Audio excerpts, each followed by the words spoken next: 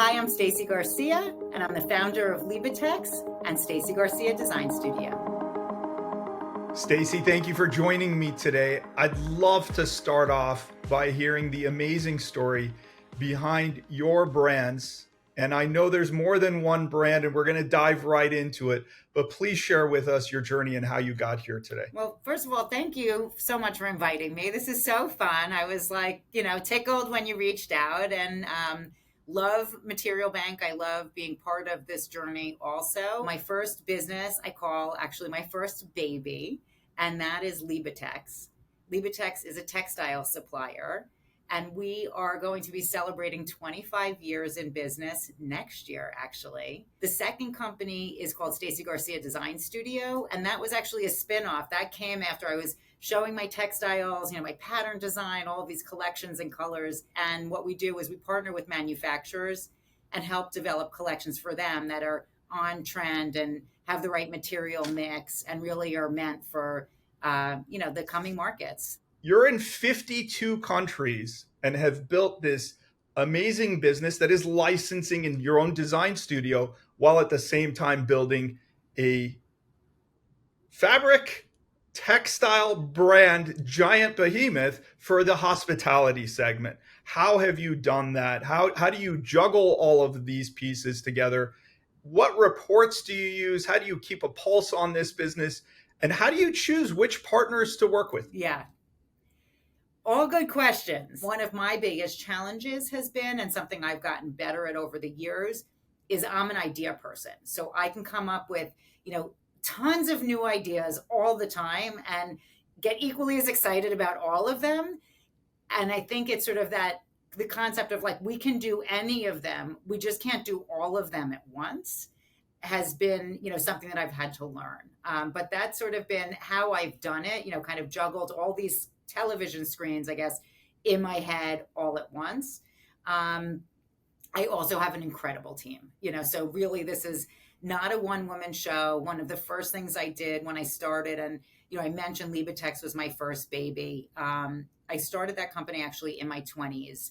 And one of the first things I did was hire an assistant. I had, kind of been reading books and trying to get this off the ground. I wasn't paying myself, obviously. It was just a startup company. So I was putting my own money in. So I was always at least a team of two and scaled from there. And we still are relatively small. I mean, I like to say we're like a lean, mean machine. I have a wonderful team I've cultivated over the course of many years. How did you decide hospitality?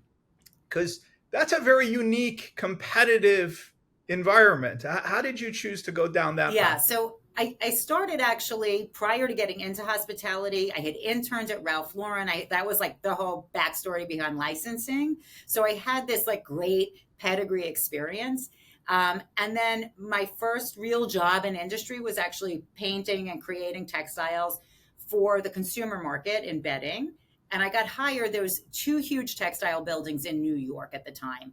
And so one of them, I literally got hired 3 floors up, moved up in the world, you see in the sitcoms. And that was it. I got a job in hospitality. It was actually called contract at the time. I was hooked. I'm oh my, I love this industry. I mean, this was so much fun.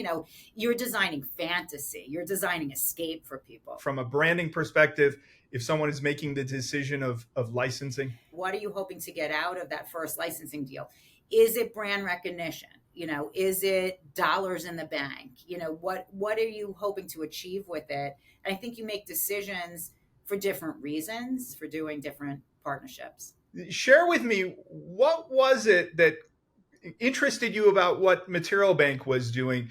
You were a believer day one. What did you see? What was it that got you interested? Yeah, like you said, I mean, I find myself, and I think most designers can relate, that there's a natural curiosity that's embedded in most people who are attracted to the world of design. What I loved about the platform is I started to think about, okay, if I'm an interior designer and I'm doing a project and I have to go onto 50 different websites to order the samples that I need, but now there's a company that's going to put it all together for me. I go onto one website, it ships out of one box. I'm not having to, spend hours on the internet like that. I'm thinking to myself, yeah, this is going to work. Truly, it's been a gift to the client base. The designers, it makes their life so much easier. So, and from a vendor perspective, it was a godsend over the pandemic. I mean, it was really became like nobody could have forecast what happened, obviously, but really became this lifeblood to our industry and a way for designers to be able to access what they needed from home and a way for vendors to be able to get product in front of people when our reps couldn't go around. Now, we get a lot of companies that in year 5 are still apprehensive. They're not sure. Yeah. And yet here you were day one, all in. Yeah. What would you say to those brands who are reserved and who may just the same view say, I'm in hospitality, I know everybody in hospitality?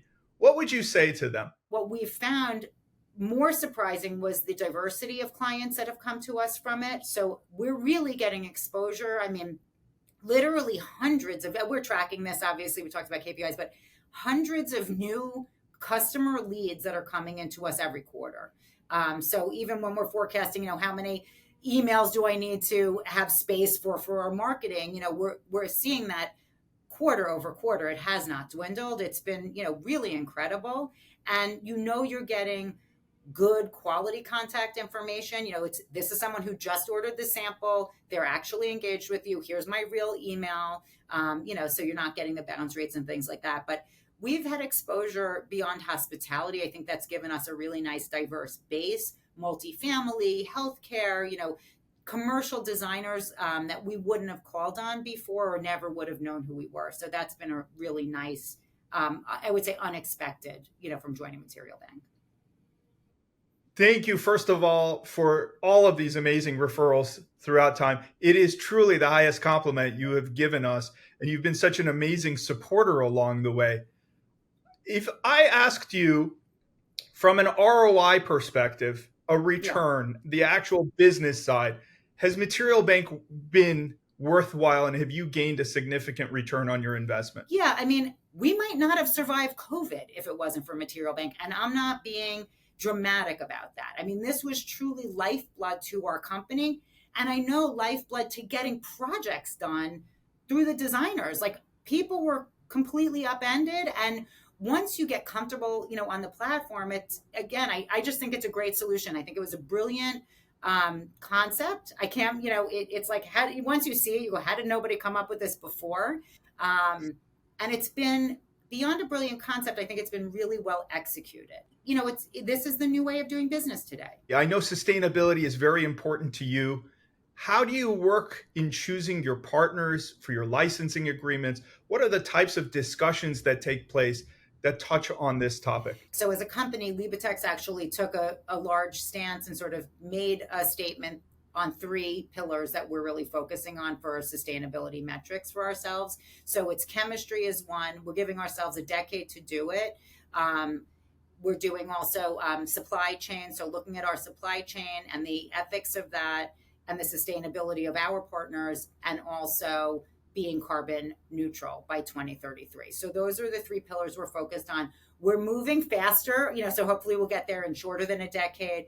As a company, we've also committed to saying, look, even though these are our pillars, we want to be using an outside company. We want to be audited. I don't want to, just say things and not be able to back them up. For me, you have to walk the walk. You can't just talk the talk. So we're signed up with MindClick to begin our auditing process to sort of see where we are and then create a plan to move forward, to have their assistance in auditing our supply chain, from a total ESG perspective. And, so we're really excited about that, to really be able to start tracking those metrics for ourselves. It's hugely important. And again, in choosing our partners, those are all things that we take into account. We talked about distribution. We talked about their ability to manufacture quality things, making sure that we're with partners that share an ethos of caring about the environment, of caring. For us, it's more than that. It's the idea of diversity. It's the idea, of not just the sustainability, but really the social consciousness of the company itself, right? You want to do business with people who are on the same wavelength as you, who have the same value structure. that's probably the most important piece of advice I can give people. We appreciate you sharing this story and this journey with all of our listeners. Please go to Material Bank, check out LebaTex, amazing product lines, not just for the hospitality segment, but for commercial.